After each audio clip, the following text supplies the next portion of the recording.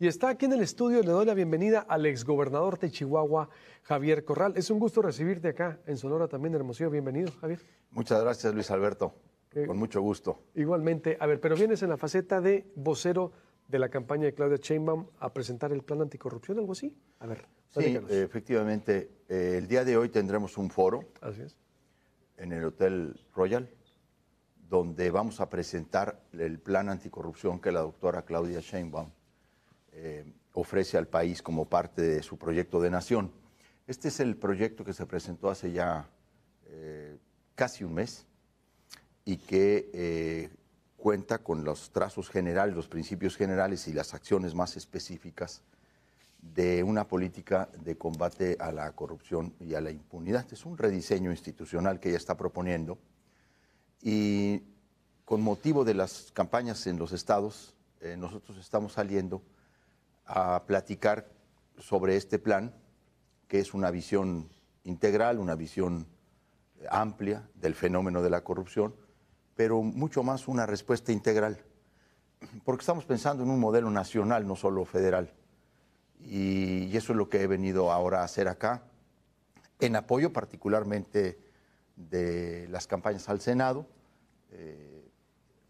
en respaldo a la candidatura de Célida López y de Froilán Gómez, quienes son coauspiciadores de este foro, que vamos a tener en Hermosillo y en Cajeme. Ah, muy bien. Vamos a viajar hoy mismo a Cajeme para tener este encuentro con, es un foro que está abierto a todos para conocer este plan, que además fue fruto de una consulta muy amplia, de un diálogo transversal, porque nosotros fuimos a consultar a los más variados actores, no quedamos solamente en un círculo afín a Morena o al movimiento de la 4T o del presidente López Obrador. Fuimos a un ejercicio de mucha pluralidad, de donde recogimos cosas muy interesantes, ¿no? Pues es el diálogo plural lo que nutre una propuesta. ¿Qué sería lo diferente en la propuesta? ¿Qué se va perfilando en la propuesta? Ahorita me hablas un poco aquí del Senado, de Claudia Sheinbaum, porque sí hemos visto aquí, parafraseando a Meyer, que anda con ustedes, una democracia autoritaria en el país, Javier, o vaya, siempre han quedado truncos los procesos anticorrupción. Tú encabezaste, de hecho, una lucha, recuerdo perfectamente todo lo que fue la Operación Justicia Zafiro, para Chihuahua. La Operación Justicia, exactamente. Pero aquí en Sonora también, el sexenio pasado se quedó en nada. Nomás se persiguen políticamente en este país, gobierne quien gobierne. Hemos visto, hay un mal sabor de boca en los temas de combate anticorrupción, porque se termina politizando la justicia, o cuando hay buenas intenciones no caminan. Sí. Es decir, siempre nos quedamos atorados. ¿Estás de acuerdo en eso? Sí, yo estoy de acuerdo incluso que el combate a la corrupción tiende a sesgarse políticamente o a tener excepciones. Y tenemos que generar una política de Estado en el combate a la corrupción, no solo de gobierno, sino de Estado, de los tres poderes, de los tres niveles de gobierno, de los órganos constitucionales autónomos, que en esta tarea tienen un gran papel que hacer. Y particularmente me refiero a la Auditoría Superior de la Federación y a la Fiscalía Especializada de Combate a la Corrupción. Entonces, lo primero que tenemos que hacer es reconocer que es un problema persistente, que está enquistado, que es transversal y que tiene casi características universales. Necesitamos plantear un rediseño legal en México desde el punto de vista incluso penal. Un nuevo sistema, un nuevo modelo de investigación y sanción penal de la corrupción, porque además los tipos penales con los que nos seguimos manejando, pues son tipos penales que vienen de muy atrás, que configuran conductas casi individuales. O sea, que empieza la corrupción, nace y termina con una sola persona. Esto ya no es así, porque la corrupción actúa en redes. Hace uso de herramientas muy sofisticadas, tecnológicas, del sistema financiero, tiene vínculos internacionales. Y entonces necesitamos hacer una modernización del sistema de investigación penal y luego también un rediseño de las instituciones que no logró, hay que decirlo como es, no lo logró la reforma del 2015. No, por supuesto que no. No lo logró porque... Un sistema de simulación nacional. Es que en realidad ese fue una salida que Peña Nieto quiso dar al término de su gobierno, salas anticorrupción, acusado de mucha corrupción, todo el tema de la Casa Blanca. Entonces, hicieron algo que terminó siendo muy infuncional y nada operativo. Entonces, lo que nosotros incluso estamos proponiendo es un rediseño de ese Sistema Nacional Anticorrupción. Hay una serie de compromisos en el plan para generar una ley nacional, una ley general de compras públicas abiertas en todas sus etapas, toda la etapa contractual, ahora sí que desde la planeación, es el estudio de mercado, hasta la ejecución de la obra, el desarrollo del servicio, y luego una serie de compromisos que tiene que ver con la idoneidad de los perfiles en el ejercicio del gobierno, que ahí también es un reto muy importante. Porque ¿Cambiar la Secretaría de la Función Pública? Sí, nosotros tenemos desde los 80s con eso, de Miguel de la Madrid, con la renovación moral, que bueno, que era la Contraloría, Secodam. Se cambió nomás la Secretaría de la Función Pública con los panistas, la mantuvieron los priistas y también la actual Morena. ¿Qué sería ahora? Porque acuérdate que Barrio, tu paisano, sí, pues no tuvo ni Sibori ni Charales, se agarró con los peces gordos, ¿te acuerdas? Cuando el tema de los peces gordos. De los peces gordos, cuando es la Secodam. Entonces, ¿qué sería lo nuevo? ¿Un órgano fuerte con dientes? Nosotros estamos planteando, vamos a decir así, el quinto rediseño de la Secretaría de la Función Pública. Sería. Sí, porque tú lo dijiste muy bien. Empezó como la Secretaría de la Contraloría de la Federación con Arsenio Farel Cubillas. Con De la Madrid. Con De la Madrid, con Miguel de la Madrid. Entonces, la Secretaría de Función Pública ha tenido una serie de renovaciones, de conversiones, y no ha logrado desarrollar las dos principales funciones, vamos a decir, de prevención y de sanción, por lo menos en materia de responsabilidades administrativas, que es la parte que le toca a la Secretaría de la Función Pública. Es que estas dos funciones, Luis Alberto, al final del día terminan riñendo, se contraponen. Una instancia, un órgano interno de control que acompaña a la dependencia a lo largo de su desempeño para que haga contrataciones abiertas, para que tenga profesionalización de su personal, para que haya gobierno abierto, transparencia, etcétera. Ese mismo órgano se encarga de ejercer la investigación y sanción de irregularidades. Entonces, terminan haciendo una o la otra o ninguna. Entonces, nosotros sí estamos proponiendo fortalecer la parte que tiene que ver con la investigación de la corrupción, sobre todo en lo que es las responsabilidades administrativas, con la creación de una agencia federal anticorrupción. Es una propuesta de la doctora Claudia Sheinbaum. Una AFA, Agencia Federal Anticorrupción. Sí. Sería agencia, sería lo nuevo. Sería una agencia. Lo nuevo es que estamos desagregando. La Auditoría Superior. ¿Qué va a pasar con toda esa burocracia? No. La Auditoría Superior, hay que decirlo, eso se queda. ¿Se fortalece? Estamos proponiendo también un fortalecimiento tanto de la Fiscalía Especializada de Combate a la Corrupción con mayores atribuciones, funciones, instrumentos, la facultad de atracción, por ejemplo, que tiene que tenerla. No la tiene ahorita. No la tiene. ¿Y la AFA cuál sería lo nuevo? Menos burocracia.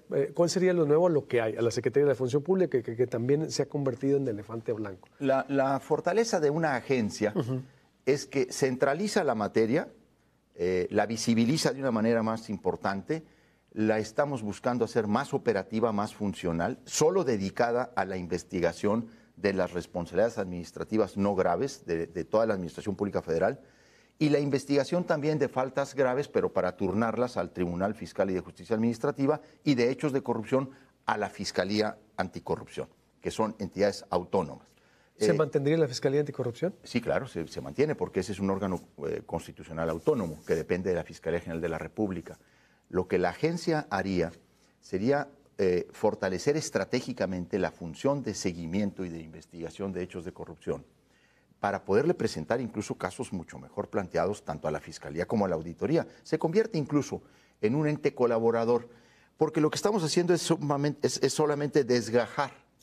¿Pudiera intervenir en los estados, por ejemplo? Bueno, no en cuanto a los recursos locales, pero sí en donde haya mezcla de recursos federales. Una agencia federal anticorrupción podría intervenir en lo local cuando los recursos federales concurran con recursos locales o municipales. Entonces también puede desarrollar investigación.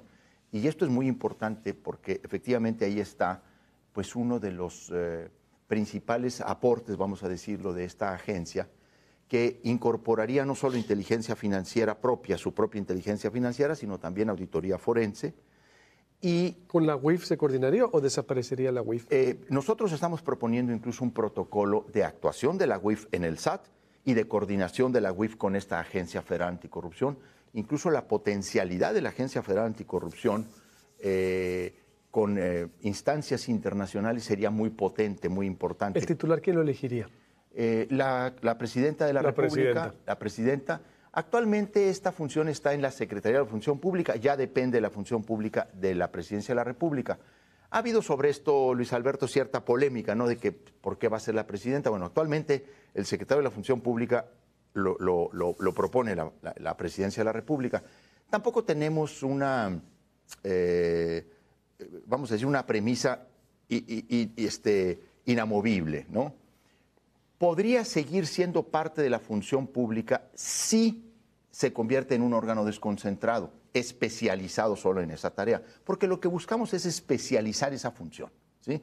Y no estar coexistiendo y conviviendo con las otras funciones de la Secretaría de Función Pública, que esas por supuesto seguirán, deben seguirse atendiendo, pero efectivamente sí es reducir también parte de una burocracia que hoy, por ejemplo, están cerca de 600 personas destinadas a la investigación de responsabilidades administrativas.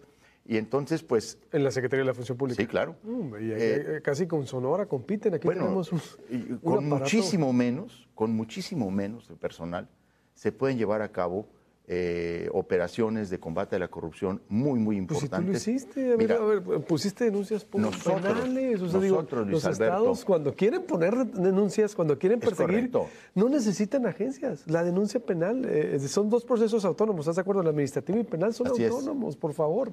Cuando el gobernante en turno quiere, puede perseguir. No necesitan agencias. A ver, depende mucho, sí, de la voluntad política y eso es correctísimo. A ver, por favor. Eso es muy importante, lo que tú dices, claro. Pero siendo indispensable, la voluntad política no es suficiente. Sí se requiere de intervenciones institucionales, de mecanismos. No, sin duda. Ahora, efectivamente, mira, qué bueno que se recupera el tema de Chihuahua. Nosotros hicimos en el gobierno de Chihuahua, la Fiscalía General del Estado creó un área especializada de combate a la corrupción.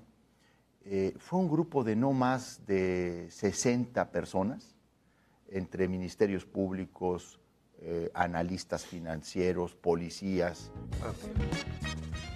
Volvemos con más información. Estamos aquí en vivo desde Hermosillo con el exgobernador de Chihuahua, Javier Corral, aquí en la capital. Viene a dar conferencia de prensa. Hoy vocero del plan anticorrupción de Claudia Sheinbaum, explicando lo que ahora proponen. Hacíamos ahorita. Si usted se va conectando, va llegando, los que están en radio, los que están en televisión, en YouTube, por todas nuestras redes, el sistema estatal de Proyecto Puente. Decíamos, a ver, cómo salir de la crisis que tiene más de 40 años, o bueno, que este sistema anticorrupción que inició con Miguel de la Madrid, con la Secretaría de la Contraloría, SECODAM, con Francisco Barrio, exgobernador de Chihuahua, también en los 90s, paisano aquí de Javier Corral, pasando a la Secretaría de la Función Pública que actualmente tenemos, pero que ha terminado en nada. Y que después, desde el 2015, exactamente con Peña Nieto, me recuerdo porque aquí en Sonora lo presumieron, no sabes cómo peleamos nosotros. Y nos dio el tiempo también la razón. Hicieron Consejo de Participación Ciudadana, Consejo Ciudadano, salas, una bola de cosas, y pusieron a puros priistas y aliados. No terminó en nada. Una Fiscalía Anticorrupción que sirvió para perseguir, que con más de 400 millones. Entonces estamos, la verdad, muy desilusionados, yo creo los mexicanos, no solo los sonorenses, de lo que ha sido el combate a la corrupción. Claudia plantea una AFA, una Agencia Federal de Anticorrupción fuerte, con una revisión del modelo nacional, haciendo resumen con lo que dice Javier Corral, en donde se coordinaría muy bien con la UIF, la Unidad de Inteligencia Financiera de la Secretaría de Hacienda, y es posible también que pudiera asumir a funciones de la Secretaría de la Función Pública, no sé, un rediseño, que no haya tanta burocracia, fortalecer a la Auditoría Superior de la Federación. Ese es un resumen. Sí, es un resumen y está muy bien hecho. A ver, se trata también de ir a una parte preventiva, porque siempre pensamos a veces en la parte punitiva, y es importante atajar la impunidad y que donde ahí se detecta, se investigue y se castigue la corrupción. Pero luego también hay un esfuerzo, una perspectiva en términos del derecho humano, una buena administración pública, porque lo queremos llevar a la Constitución como tal, para fortalecer una política de prevención. Y la política de prevención tiene en la transparencia de las contrataciones públicas, de las concesiones, de las adquisiciones, de los procesos de asignación de obra, uno de los objetivos más importantes. Entonces, transparentar, pero transparentar todos. O sea, desde que inicia, pues. Pero no solamente el gobierno federal, porque según la óptica partidista ideológica, cada quien pone su acento en un nivel de gobierno. Lo que hay que hacer es un gran acuerdo en el que haya una sola ley, ley general de compras y adquisiciones, en donde se homologuen criterios, procedimientos, plazos, mecanismos de impugnación, etcétera, y que sea una ley que obligue a todas las entidades y niveles de gobierno, para poder entrar realmente al tema de las compras públicas. Homologar y simplificar. Y luego el tema que a mí me parece muy importante es el de la reforma del Poder Judicial. A ver, ningún plan, por más bien hecho que esté, y ninguna voluntad política, por más profunda que sea, podrá combatir realmente o efectivamente la corrupción si no le entramos a la gran reforma de los poderes judiciales. Digo del Poder Judicial Federal y de los poderes judiciales locales.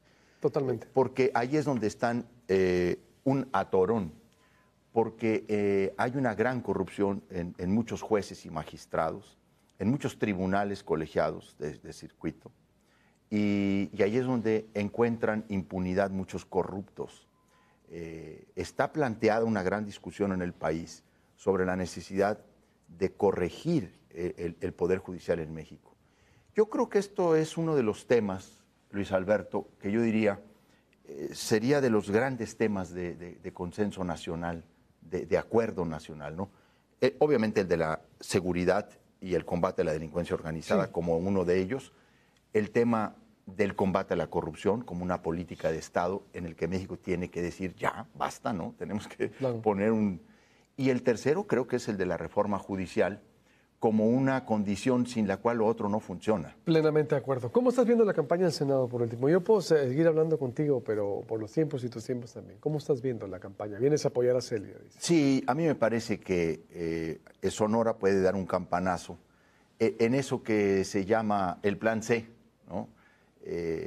Yo he venido a respaldarla a ella, digo, a todos los candidatos de la coalición, pero aquí las circunstancias son distintas. Aquí se ha apostado a la posibilidad de que también la segunda fórmula, la de primera minoría, la pueda conseguir Célida López a través de su candidatura. Y para nosotros es muy importante que ella pueda seguir avanzando. Está creciendo muy interesante en la preferencia y se puede dar el campanazo porque pues aquí uno de los contrincantes, pues ni más ni menos, es uno de los personajes más polémicos, cuestionables de la política nacional, que es Manlio Fabio Beltrones, ¿no?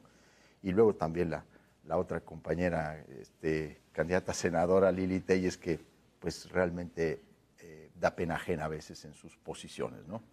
Entonces aquí hay un objetivo muy estratégico de la campaña de la doctora Claudia Sheinbaum en Sonora, porque ella está buscando tener el mayor número de legisladores que puedan apoyar el proyecto de nación que encabezará en esto que ha denominado el segundo piso de la 4T. Y por eso yo he venido a apoyar a Célida y a Froilán. Yo creo que pueden dar ese campanazo, sí, sería realmente sonoro. Sonoro. Está la pelea como por el segundo lugar, no está con Tomás. Vemos a Manlio, está arreciando, está apretando. Vemos a Célida, es decir, muy decidida además ella, con mucha claridad. Ciudadano. ¿Cómo ves entonces tú? Yo creo que están las balas puestas ahí con ella.